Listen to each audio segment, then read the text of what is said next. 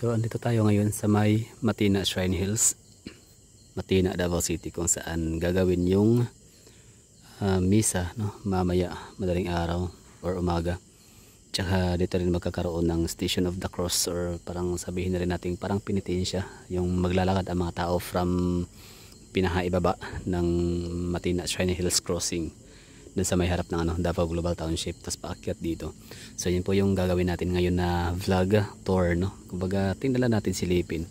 Actually first time ko makapunta rito ng madaling araw, no, kasi mostly yun naman talaga ang essence ng ng Biyernes Santo. Yung madaling araw is misa or umaga. So ako yung nakapunta dito dati last year, I think, no, last year, in the previous years pa talaga. Pero araw, no, tanghali. Kumbaga tingnan ko lang yung crowd, no, yung mga tao kung gaano kadami. So ngayon first time, no, na makapunta rito na madaling araw pa lang. So yun, may mga stations cross naka-ready na yung mga Station of the Cross. Tsaka may mga tao na nagbibinta yata ng mga kandila, pamaypay, tubig, no. Basta may mga maliban sa mga magpipinitensya bukas, mag-aakyat, no, mag-Station of the Cross. Pinitensya ba talaga, tama ba yung term na ginagamit ko? So yan ang mag-Station of the Cross, maglalakad bukas, paakyat dito. Is maliban doon sa mga tao na yun, mga deboto, ay may mga mga vendors. Tsaka yung mga PSSO natin, or Public Safety and Security Office. So naka-deploy na rin sila ngayon dyan, makikita ho natin. So yun po yung gagawin natin, no, na vlog from here sa Matina Shrine Hills update, no, sa may Holy Infant of Jesus mula dito. Yan. So andyan na yung Revolto. Revolto ba yan? Hindi pala, karatula, pala siya, parang trompa. Okay, sorry, amplifier. And yun, ito yung Holy of Shrine Hills, no, of Matina, Holy Infant of Jesus. Naka-ready na siya, naka-prepare. So syempre hindi na natin siya pupuntahan dyan, ha, kasi hindi ko alam kung pwede ba. Parang pangit yata, no, na naka-ready siya, nakasit siya para sa gagawin misa mamaya, tapos puntahan natin para i-vlog lang. Okay na sana kung deboto ako, no, magsisimba, siguro pwede, tapos side trip nila yung yung pagba-vlog, pero wag na, no. So yun ang sinasabi ng konsensya, parang hindi yata maganda. So diretso lang tayo, kasi ang din naman ng aking vlog na to is update lang, no. Titingnan natin yung mga nandito sa Station of the Cross sa may Shrine Hills, Matina. Lahat ng mga stations ay dadaanan natin. Sa mga hindi taga Davao pala, just so you know, na itong Matina Shrine Hills ay tapat nitong Matina Shrine Hills ay ang Jack's Ridge. So yung Jack's Ridge, sa mga hindi nakakaalam, yan po ang isa sa pinakasikat na restaurant natin dito sa Davao City, kasi overlooking, tsaka syempre matasarap ang mga pagkain. Meron pang durian coffee. So time check tayo, it's 2:25 ng umaga, madaling araw. So ito yung Jack's Ridge restaurant. So alas 2:25 pala ng umaga ng madaling araw, pero nakita na ho natin dito na may mga nagsisindi na ng kandila. May mga nag-Station of the Cross na dito. Yan, for example, yan, may mga kandila na nakasindi. So ito yung pang 14th, no? 14th station. So magsisimula pala tayo dito sa 14th station pababa. Ibig sabihin 14th station yung madadaanan bago ka makapuntang Holy Infant of Jesus dito sa may Shrine Hills. O nga pala, na share ko lang, ha, pagdating sa pagkain naman, inumin, mga drinks, palamig, no, meron naman ito bukas available. Kasi na-try ko rin last year, sobrang init nun, grabe yung basta malinsangan, kasi April, alam naman natin pag March, April, May, so napaka humid season talaga yan, humidity at its best talaga yan dito sa Pilipinas, ha. So sobrang uhaw ako nun, buti na lang, uhaw tsaka gutom, tsaka na uhaw, buti na lang ay merong mga nagtitinda dito ng mga mga soft drinks, buko juice, tubig, tsaka may mga pagkain na din. So if ever na pupunta kayo mamaya dito o ngayon, since napanood mo to, so huwag kayo mag-alala, kasi may pagkain dito available. So para hindi masyadong mabigat ang yung bag na dala, paakyat dito sa taas pag kayo ay mag-Station of the Cross. So huwag na kayong magdala ng mga pagkain, kasi meron naman dito available, may mga foods and beverages. So andyan yung ano natin sinasabi ko sa inyo na PSSO or Public Safety and Security Office. So sila yung dineploy para mag secured no ng ating security. Tama ba? So ayan, basta security sila no. Para mapanatiling payapa ang pag-celebrate ng or pag-observe ng Holy Week ng Holy Friday, Good Friday, I don't know ano ba tawag diyan. Basta Biyernes Santo. So dito sa 13th station wala pang mga nagsisini ng kandila. Siguro kahapon meron no, Baby Santo. Jesus is taken down from the cross. So, yan yung yan yung mga gagawin no ng mga deboto bukas mamaya no. Kumbaga parang ipagdasal nila o anumang mga gagawin nilang mga ritual ba tawag diyan, yung pagdadasal. Hihingi ng kapatawaran kay Jesus Christ kasi nga siya ay nagsakripisyo, nagpakamatay sa cross para iligtas ang kasalanan ng sanlibutan. Pero ang ginagawa ng mga tao andyan, nakakalimot sa ginawang sakripisyo ng only begotten Son para yun nga i-wash out ang mga sins no sa pamamagitan ng kanyang dugo. So yun yung mga pagdarasal bukas ng mga tao mamaya. Dami mga magtitinda rito, may mga balon pati okay, mabinta din pala yan kapag Holy Week or Biyernes Santo. Pagkain maintindihan ko pa kasi foods no? Pero itong mga balon-balon di ako relate kasi di ba araw ng pagluluksa ang Biyernes Santo. Ito na ika-12 station where Jesus is raised up on the cross and dies. Okay, station 12 na para yun nung siya namatay. Ang galing. So ang ginawa natin is imbis sa 1, 2, 3, 4, 5 yung ginawa sinalubong natin pabalik. Anyway, sige lang yun lang dito sit up. So update lang kasi ang ginagawa natin dito. So pagdating sa pagkain, so may pagkain, may foods, inumin, lahat kompleto dito no. May mga kanin, karinderya, ibig sabihin mga ulam, tsaka mayroong puto bumbong. Kasi ang pagkakaalam ko kasi pagka Biyernes Santo, sa araw ng Biyernes yan fasting, di ba? Penitensya, like sakripisyo siya, penitensya. Kumbaga parang in response siya sa ginagawa ni Jesus Christ no, na mag-aali ng kanyang buhay sa magpakasakit sa cross para ma-save ang sanlibutan, kasalanan ng sangkatauhan. So in return no, ang mga tao naman yan nga parang to show their parang tao dito ng pasasalamat no.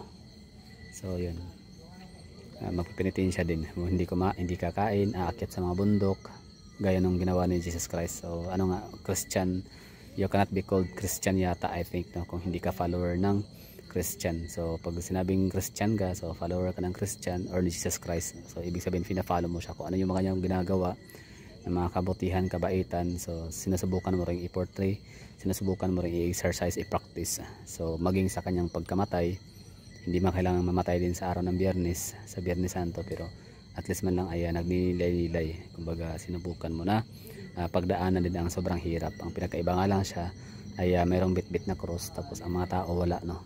Ang gagawin lang sakripisyo ay magpagutom no, huwag kumain, tapos aakyat din sa bundok. So pinakaiba, si Jesus Christ ay mayroong bit-bit na cross, pasan-pasan ang napakabigat na cross, tapos pinagpapalo pa siya ng mga, sino ba yung napapalo? Ba yung mga knights. Tapos basta pinapahirapan siya hanggang sa siya namatay. So samantala ang mga tao, yan simpleng lang pag ninilay-nilay no, parang pinapractice or pinapahirapan ang sarili. Yan nga, pagpa-fasting, tsaka aakyat sa mga bundok para daanan ng mga stations of the cross. So that would be all. Thank you for watching siguro. I mean, di pa pala no, kumbaga bawat station or mga daming tao na madadaanan natin is i-videohan or i-vlog natin. So dito na area, hindi natin nakuhaanan pero ang dami mga buko juice. Wala kasi silang ilaw. Prepared yan para mamaya umaga, delights. So pati mga cellphone accessories, mga charger, mga power bank, mga casing no. Meron din dito mga paninda. Ang galing. Tingnan natin kung meron tayong mabibili para sa aking isang Xiaomi.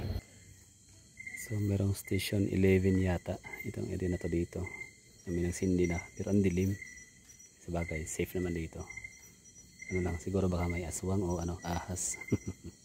Yung mga dilim talaga siya doon na area.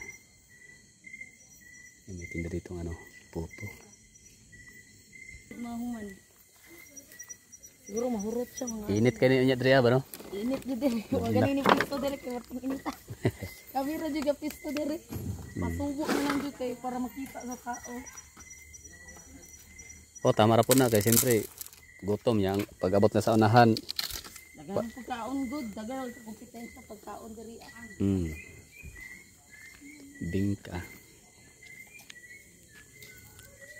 Ang bingka sa Digos, tagdos ang putos.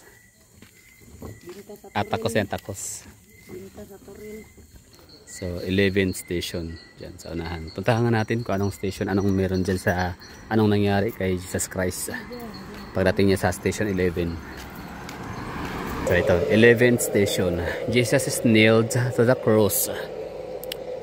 Prayer, we adore you, O Christ, and praise you all, because by your holy cross you have redeemed the world. Yun. So dito siya ipinako no, sa ika-11 station. So yun lang no, dito na natin i-stop, or dito na magtatapos yung vlog update natin sa Shrine Hills. Pwede ba no? Dito na ba? O hindi lang, hayaan na natin. Kasi may inaantay ko dito na maluto. 10 minutes pa daw. Bingka. Yan. So tama, 3.20. Bibili ako ng mga 100. So ilan na yon no?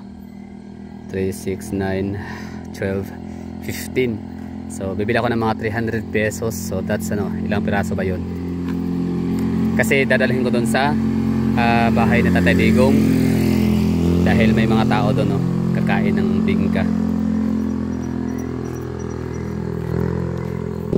So meron tong bingka.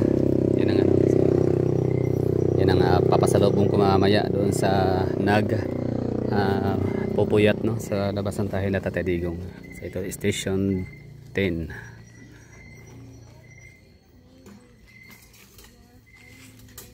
Boko juice.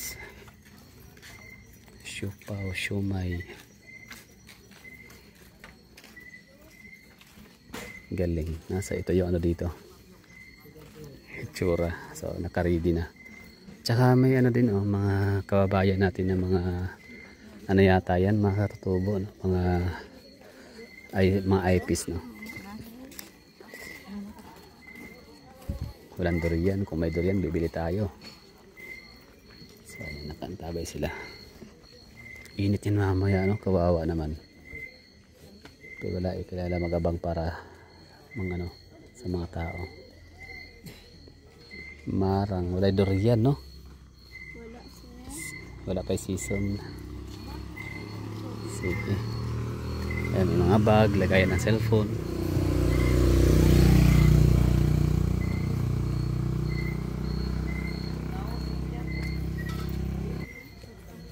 Ayan. Dito naman ay mga pagkain ulam. Bihon.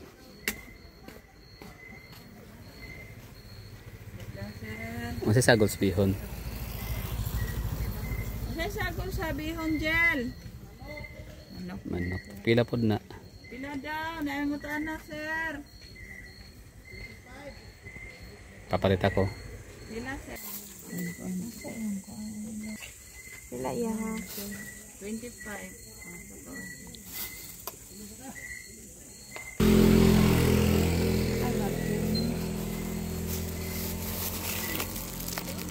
So, yan, nakabitay yung ano, bihon, no? Para, ito yung ano, kakainin. So, 9 station. Ano meron sa 9 station?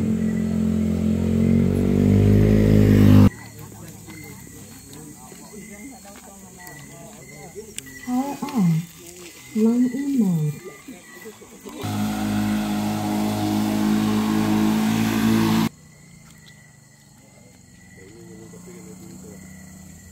Suging kalayo dali lang fish maluto. Para magagagigos eh. Morning po. Parami na ng parami yung mga nag-Station of the Cross. Yan. So dapat pala talaga madaling araw, no, para hindi kayo magsasuffer sobrang init sa araw. Kung naman ang gapon na diretso na sa area itong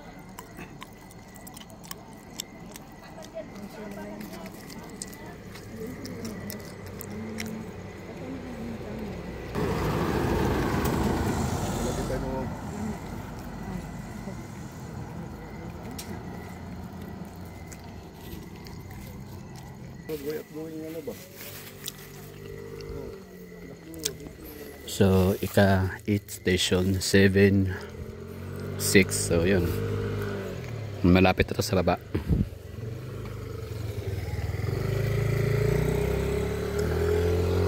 I-play na yung ano natin, no, mga PSSO, mga kapulisan, mga task force Davao, sa mga K9 unit, para ready na sila para syempre mapanatili, no, na payapa at ligtas ang mga kababayan natin na mag-observe ng Stations of the Cross dito sa may Shrine Hills, Matina, Davao City. So yun lang siguro, maraming thank you sa panonood at ako'y babalik na doon sa aking binilahan ng photo.